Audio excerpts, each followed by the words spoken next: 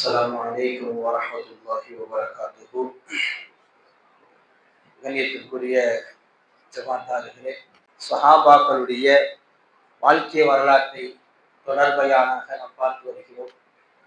அந்த அடிப்படையில் இன்று உலகத்திலேயே சோனவாதி என்று சொல்லப்பட்ட 10 சஹாபாக்களில் 10வது சஹாபியான ஒரு அற்புதமான சஹாபியை தான் பார்க்க இருக்கிறோம். உபைதத் இப்னு ஜர்ராஹ் ரலியல்லாஹு தஆலா இவர்களைத்தான் இன்றைய வரலாறில் பார்க்க இருக்கிறோம். ஒரு அற்புதமான வரலாற்றுக்கு சொந்தக்காரர். இஸ்லாத்தை ஆரம்பத்திலேயே ஏற்றுக்கொண்ட சஹாபாக்களில் அபூ உபைதா ரலியல்லாஹு தஆலா அவர்களும் ஒன்று. இஸ்லாத்தை ஆரம்பத்திலேயே ஏற்றுக்கொண்டார்கள். நாயகத்திற்கு மிக நெருக்கமானவர். இவர் இஸ்லாத்தை ஏற்றுக் கொள்வதற்கு முன்னாடி மக்கால ஒரு சில தலைவர்கள் என்று சொல்வார் அல்லவா, ஒரு சில பேர்த்தை தலைவர்களுடைய பட்டியலில் வைத்திருந்தார்கள். அபூபக்கர் ரலியல்லாஹு தஆலா, உஸ்மான் ரலியல்லாஹு தஆலா இவர்களை போல் உண்டானவர்கள் எல்லாம் தலைவர் என்று வைத்திருந்தார்கள். அபூ ஜஹல், அபூ சுஃபியான் ரலியல்லாஹு தஆலா இவர்கள் எல்லாம் தலைவர்களாக மக்காவில் பாவிக்கப்பட்டார்கள். அப்படி ஒருவர் தான் இந்த அபூ உபைதா ரலியல்லாஹு தஆலா அவர்களும் மக்காவுடைய சிறந்த அந்த நபர்களில் ஒருவராக பார்க்கப்பட்டார்கள். ஒரு அற்புதமான வரலாற்றுக்கு சொந்தக்காரர். இஸ்லாத்தை ஏற்றுக்கொண்டதற்கு பின்னாடி நிறைய சஹாபாக்களுக்கு கொடுக்கப்பட்ட அதே போல் உண்டான நிறைய கொடுமைகளை மக்கத்து காஃபிர்கள் அவர்களுக்கு கொடுத்தார்கள். அதனால் கொடுமைகளை தாங்க முடியாமல் அபிசீனியாவுக்கு ஹிஜ்ரத் செய்தார்கள். அபிசீனியாவுக்கு ஹிஜ்ரத் செய்த நிறைய சஹாபாக்கள் மக்காவில் இருக்கக்கூடிய காஃபிர்கள் எல்லாம் இஸ்லாமியர்களாக மாறப்போகிறார்கள் என்று நிறைய நபர்கள் அபிசீனியாவுக்கு சென்றவர்கள் எல்லாம் மக்காவுக்கு திரும்பி வந்தார்கள். ஆனால் இவர்கள் மட்டும் உபைதா ரலியல்லாஹு தஆலா அவர்கள் மட்டும் திரும்பி வரவில்லை. ஹிஜ்ரத்தை நேராக ரசூலுல்லாஹி ஸல்லல்லாஹு அலைஹி வஸல்லம் அவர்கள் மக்காவை விட்டு மதீனாவுக்கு ஹிஜ்ரத் சென்ற சமயத்திலே நேராக அபிசீனியாவிலிருந்து நேராக ஹிஜ்ரத் செய்தவர்கள் அபூ உபைதா ரலியல்லாஹு தஆலா அவர்கள் மட்டும்தான். அவருடைய ஆற்றல் என்பது சாதாரணமானதெல்லாம் அல்ல. சஹாபாக்கள் இப்படி சொல்வார்கள். அபூ உபைதா ரலியல்லாஹு தஆலா அவர்களை பற்றி சொல்லுகின்ற பொழுது அழகாக சொல்வார்கள். அதாவது 3 பேரிடம் பேசினால் நம்மளுடைய உள்ளங்கள் சாந்தி அடையும். 3 நபரிடம் பேசினால் அவர்கள் உண்மையை தவிர எதையும் பேச மாட்டார்கள். 3 நபர்களிடம் பேசினால் அவர்களிடம் இருக்கக்கூடிய பண்புகள் நம்மிடம் அப்படியே வந்துவிடும் என்று சொல்வார்கள். அதில் ஒன்று சய்யிதுனா அபூபக்கர் சித்திக் ரலியல்லாஹு தஆலா, இரண்டாவது சய்யிதுனா உஸ்மான் இப்னு அஃபான் ரலியல்லாஹு தஆலா, மூன்றாவது அபூ உபைதா ரலியல்லாஹு தஆலா. ஆகச் சிறந்த குதிரை வீரர். இவர்களை போல் படை தளபதியாக இருந்தவர்கள். நிறைய போர்க்களங்களுக்கு தளபதியாக இவர்களை ரசூலுல்லாஹி ஸல்லல்லாஹு அலைஹி வஸல்லம் அவர்கள் நியமித்தார்கள். இவருடைய வரலாற்றிலே நாம் தெரிந்து கொள்ள வேண்டிய ஒரு அற்புதமான விஷயம் என்னவென்றால், அல்லாஹ் தஆலா இவர்களை வைத்து ஒரு குர்ஆனுடைய வசனத்தை இறக்கியிருக்கிறார். அதை எதற்கு என்று சொன்னால், பத்ருடைய களம். அப்ப பத்ருடைய களத்திலே வீர தீரமாக போர் செய்து கொண்டிருக்கிறார்கள் அபூ உபைதா ரலியல்லாஹு தஆலா. போர் செய்து கொண்டிருக்கின்ற பொழுது ஒரு மனிதர் வேணுமென்றே அபூ உபைதா ரலியல்லாஹு தஆலா அவர்களை வம்பிழுத்துக் கொண்டே இருக்கிறார். ஆனால் அவரை பார்க்காமல் இவர்கள் வேறு வேறு இடத்திற்கு சென்று போர் செய்து கொண்டிருக்கிறார்கள். ஆனால் அந்த மனிதர் தொடர்ந்து இவரை ஏதோ சொல்லிக் கொண்டே இருக்கிறார், ஏதோ வம்பிழுத்துக் கொண்டே இருக்கிறார். ஒரு கட்டத்திற்கு மேல் அவரையும் அவர் வெட்டி வீசி விட்டார். அபூ உபைதா ரலியல்லாஹு தஆலா அவரையும் வெட்டி வீசி விட்டார். சொன்னார், இவருடைய தந்தை, இவரை பெற்றெடுத்த தந்தையை தான் உபைதா ரலியல்லாஹு தஆலா வெட்டி இருக்கிறாங்க. காரணம், அபுகலத்திலே இஸ்லாமிற்கு எதிரான படையில வந்து வேண்டுமென்றே இவர்களை வம்பிழுத்துக் கொண்டே இருந்ததன் காரணமாக, தந்தை என்பதன் காரணமாக அவரை புறக்கணித்துக் கொண்டே இருந்தார். ஆனால் திரும்ப திரும்ப இஸ்லாத்திற்கு எதிராக அவர்கள் வந்து வெட்டுகின்ற பொழுது அவர்களை வெட்டி வீசினார்கள் சய்யிதுனா அபூ உபைதா ரலியல்லாஹு தஆலா.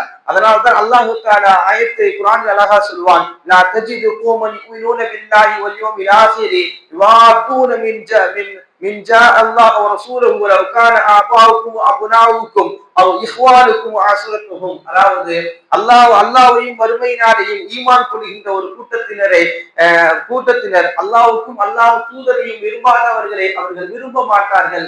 அவர்கள் தந்தையாக இருக்கட்டும், மகன்களாக இருக்கட்டும், சகோதரராக இருக்கட்டும், குடும்பத்தார்களாக இருக்கட்டும், யாராக இருந்தாலும் சரி, அல்லாஹ்வும் ரசூலையும் நேசிக்காதவர்களே, அல்லாஹ் ரசூலையும் துன்புறுத்துவர்களே அவர்கள் நேசிக்க மாட்டார்கள் என்று அல்லாஹ் தஆலா அபூ உபைதா ரலியல்லாஹு பற்றி குர்ஆன் வசனத்தை இறக்கினான் என்பதாக வரலாற்றை பதிவு செய்வார்கள். கொண்டார்கள். அதே போல உஹது களத்திலே ரசூலுல்லாஹி ஸல்லல்லாஹு அலைஹி வஸல்லம் அவர்களுக்கு நிறைய அடிபட்டது. நபி ஸல்லல்லாஹு அலைஹி வஸல்லம் அவருடைய அந்த தலையில் போட்டிருந்த அந்த கிரீடம் ரசூலுல்லாஹுடைய முகத்திற்குள் ஆழமாக பதிந்தது. அப்போ அதனால் அந்த பதிந்த பொழுது செய்தனா உபைத ரலியல்லாஹு தஆலா அவர்கள் தான் ரசூலுல்லாஹி ஸல்லல்லாஹு அலைஹி வஸல்லம் அவர்களுக்கு வலிக்காமல் எடுக்க வேண்டும் என்பதற்காக தன்னுடைய வாயினால் அந்த இதை கடித்து எடுத்தார்கள். எடுக்கின்ற பொழுது அவருடைய 2 முன்பற்கள் உடைந்து போனது என்பதாக வரலாற்றிலே பதிவு செய்வார்கள். நாயகத்திற்கு வலிக்கக்கூடாது என்பதற்காக தன்னுடைய பள்ளையை இழந்தவர்கள் தான் இந்த உபைதா ரலியல்லாஹு தஆலா. அதே போல இவருடைய ஆளுமையை பற்றி சொல்ல வேண்டும் என்றால், கிறிஸ்துவர்கள் ஒரு சமயம் ரசூலுல்லாஹி ஸல்லல்லாஹு அலைஹி வஸல்லம் அவர்களை பார்ப்பதற்காக கிறிஸ்துவ குழு ஒன்று வருகிறது. வந்து நாயகத்திடம் பேசிய குழுக்களில் நிறைய பிரிவினைகள் எல்லாம் இருக்கிறது. அவர்களை எல்லாம் ஒன்று சேர்ப்பதற்காக வேண்டியும், அதே போல சொத்து பிரச்சனைகள் நிறைய இருக்கிறது, அதை சரி செய்வதற்காக வேண்டியும் ஒரு நீதமான நேர்மையான ஒரு நபரை எங்களுடன் அனுப்பி வையுங்கள். அவர் தீர்ப்பு கொடுப்பதை நாங்கள் எதிர்பார்க்கிறோம். நாங்கள் முஸ்லிம்கள் மீது கண்ணியம் வைத்திருக்கிறோம். அதனால் ஒருவரை எங்களுக்கு அனுப்புகள் என்று சொல்கின்ற பொழுது ரசூலுல்லாஹி ஸல்லல்லாஹு அலைஹி வஸல்லம் அவர்கள் சொல்வார்கள், நீங்கள் மாலை நேரத்தில் வாருங்கள், நான் ஒருவரை உங்களுடன் அனுப்பி வைக்கிறேன், அவர் நம்பிக்கையாளராக இருப்பார் என்பதாக ரசூலுல்லாஹி ஸல்லல்லாஹு அலைஹி வஸல்லம் அவர்கள் சொல்கிறார்கள். அப்போ மாலை நேரத்தில் வருகின்ற பொழுது அபூ உபைதா ரலியல்லாஹு தஆலா அவர்களை தான் ரசூலுல்லாஹி ஸல்லல்லாஹு அலைஹி வஸல்லம் அவர்கள் அந்த கூட்டத்தோடு அனுப்பி வைக்கிறார்கள். ஏனென்றால் ரசூலுல்லாஹி ஸல்லல்லாஹு அலைஹி வஸல்லம் அவர்கள் சொல்வார்கள், இன்ன லிகுல்லி உம்மத்தின் அமீனா, ஒவ்வொரு சமுதாயத்திலேயும் ஒவ்வொரு கூட்டத்திலேயும் ஒரு நம்பிக்கையாளர் இருப்பார். ஒவ்வொரு கூட்டத்திற்கும் ஒரு நம்பிக்கையாளர் இருப்பார். என்னுடைய கூட்டத்தினுடைய நம்பிக்கையாளர் யார் என்று தெரியுமா? இந்த சமூகத்தினுடைய நம்பிக்கையாளர் என்று தெரியுமா? அபூ உபைதா ரலியல்லாஹு தஆலா என்பதாக ரசூலுல்லாஹி ஸல்லல்லாஹு அலைஹி வஸல்லம் அவர்கள் சொல்வார்கள். அப்போ இந்த சமூகத்தினுடைய நம்பிக்கையாளர் என்று ரசூலுல்லாஹி ஸல்லல்லாஹு அலைஹி வஸல்லம் அவர்கள் அடையாளப்படுத்தப்பட்டவர்கள். நீதத்தோடு இருந்தார்கள், நியாயத்தோடு இருந்தார்கள், கண்ணியத்தோடு இருந்தார்கள். அவருடைய வரலாற்றில் மிக முக்கியமான விஷயம் என்னவென்று சொன்னால், ரசூலுல்லாஹி ஸல்லல்லாஹு அலைஹி வஸல்லம் அவர்கள் வஃபாத் ஆகிவிட்டார்கள். வஃபாத்தானதுக்கு பின்னாடி அடுத்தது யார் ஆட்சி செய்வது என்கின்ற ஒரு பிரச்சனை உண்டாகிறது. பிரச்சனை உண்டாகின்ற பொழுது அங்கு சையதுனா அபூபக்கர் சித்திக் ரலியல்லாஹு தஆலா, சையதுனா உமர் இப்னு கத்தாப் ரலியல்லாஹு தஆலா, சையதுனா உபைதா ரலியல்லாஹு தஆலா 3 நபர்களும் அங்கு போய் அந்த பிரச்சனை நடக்கக்கூடிய இடத்துக்கு போகிறார்கள்.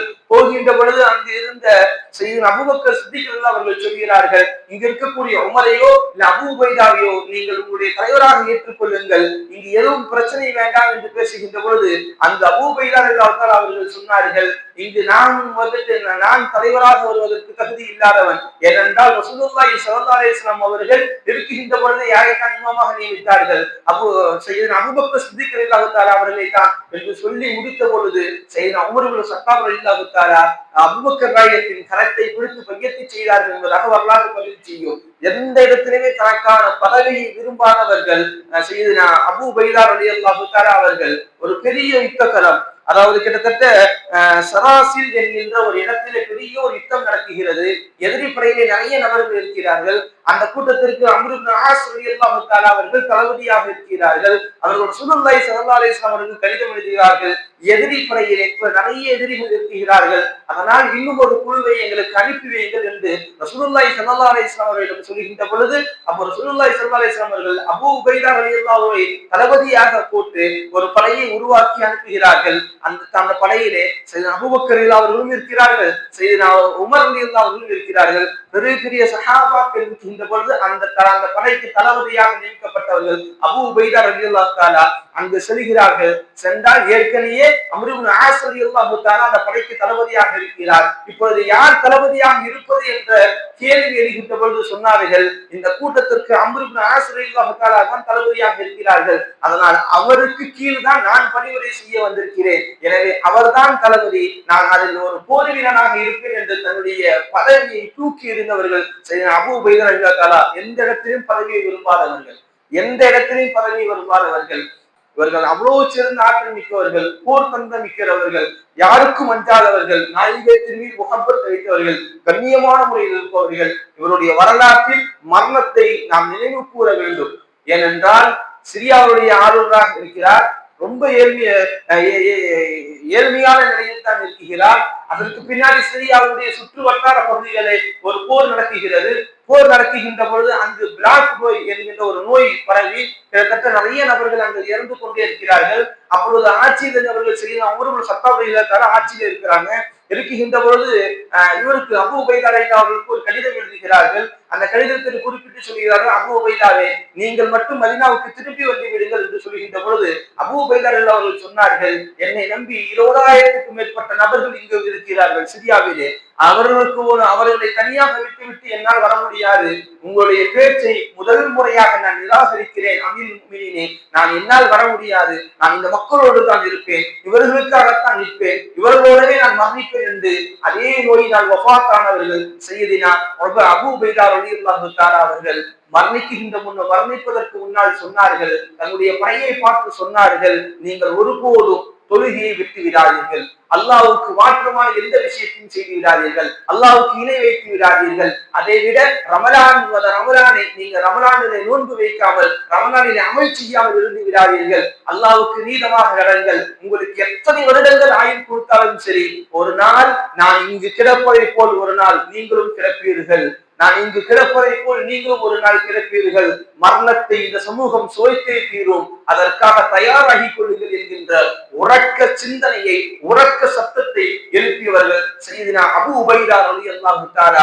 அங்கிருந்தவர்களுக்கு சொல்லிவிட்டு அங்கிருந்த முஆத் இப்னு ஜபல் ரலியல்லாஹு தஆலா அவர்களை அழைத்து நீங்கள் இமாமத்து செய்யுங்கள் என்று அங்கு வஃபாத் ஆனார்கள். சையதுனா அபூ உபைதா ரலியல்லாஹு தஆலா நிறைய கஷ்டங்களை சந்தித்த ஒரு பெரிய ஆளுமை அவர்கள். நிறைய கஷ்டங்களை சந்தித்தார்கள். 3 குழந்தைகள், 3 பேர்கள் வஃபாத் ஆகிவிட்டார்கள். சந்ததி என்று சொல்வதற்கு யாரும் இல்லை. இருந்தாலும் அல்லாஹ்வுக்காக ஏற்றுக்கொண்டார்கள்.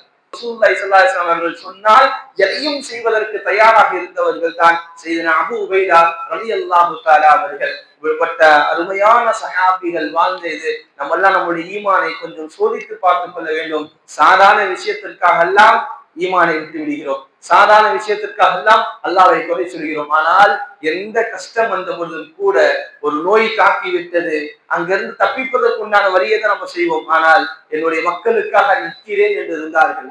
ஏழ்மையோடு வாழ்ந்தார்கள், எளிமையாக வாழ்ந்தார்கள். எதையுமே அவர்கள் நேசித்தது கிடையாது. ஒரு சமயம் சையதுனா உமர் இப்னு கத்தாப் ரலியல்லாஹு தஆலா சிரியாவுக்கு செல்கிறார்கள். அங்கு ஆளுநராக இருக்கக்கூடிய அபூ உபைதா ரலியல்லாஹு அவர்களை பார்த்து ஆற தழுவி கட்டி அணைத்துக் கொள்கிறார்கள். காரணம், உமர் ரலியல்லாஹுவுக்கு மிகவும் பிடித்த ஒரு சஹாபி அபூ உபைதா. ஆலோசகர், அபூபக்கர் நாயகத்திற்கு ஆலோசகர், உமர் ரலியல்லாஹுவுக்கு ஆலோசகர், நிறைய ரசூலுல்லாஹ்வுக்கு நெருக்கமான சஹாபி. ஏன்னா அவங்களதான் சொல்லியிருக்காங்க, ரசூலுல்லாஹ் இந்த உம்மத்தினுடைய நம்பிக்கையாளர் என்று ரசூலுல்லாஹி ஸல்லல்லாஹு அலைஹி வஸல்லம் சொன்னதால் கண்ணியத்திற்குரியவராக இருந்தாங்க. அவர் போகின்ற பொழுது அவருடைய இல்லத்திற்கு அழைத்து செல்கிறார்கள். இல்லத்தில் எந்த பொருளுமே இல்லை. கேட்கிறார்கள் உமர் ரலியல்லாஹு, என்ன எந்த பொருளுமே இல்லாமல் இருக்கிறது என்று. எனக்கு இது போதும், நான் இதை பொருந்திக் கொள்வேன், அல்லாஹ் எனக்கு எதை கொடுத்தானோ அதை நான் பொருந்திக் கொள்வேன் என்று சொன்னவர்கள் தான் சையதுனா அபூ உபைதா ரலியல்லாஹு தஆலா. ஒரு சிரியா என்கின்ற நகரத்தின் ஆளுநர். இன்னைக்கு ஆளுநராக எப்படி இருக்க முடியுங்க? அன்றைய ஆளுநர்களே நல்ல கொடி கட்டி பிறந்தார்கள். ஆனால் எதையும் விரும்பாதவர்கள். இஸ்லாத்திற்காக முஹம்மது ரசூலுல்லாஹ்வுக்காகத்தான் தன் வாழ்க்கை என்பதாக முழுமையாக அர்ப்பணித்த அற்புதமான ஒரு மகான் சையதுனா அபூ உபைதா ரலியல்லாஹு தஆலா. அவருடைய வாழ்க்கையை கேட்பதோடு மட்டுமல்ல, நம் ஈமானை கொஞ்சம் தூய்மைப்படுத்திக் கொள்வோம். அல்லாஹ்வுக்காக எதையும் செய்வோம், அல்லாஹ்வுக்காக எதையும் செய்வோம். ரப்புல் ஆலமீன் ஒருபோதும் கைவிட மாட்டான். அதனால்தான் இந்த உலகத்திலேயே சுவனவாதி என்று அறிவிக்கப்பட்டவர்கள் சையதுனா அபூ உபைதா ரலியல்லாஹு அவருடைய வழிகளின் பிரகாரம் நடப்பதற்கு வல்லோன் அல்லாஹ் நம் அனைவருக்கும் தௌஃபீக் செய்வானாக. வாஹித் தவால் அல்ஹம்துலில்லாஹி ரப்பில் ஆலமீன். அஸ்ஸலாமு அலைக்கும் வரஹ்மத்துல்லாஹி வபரகாத்துஹு.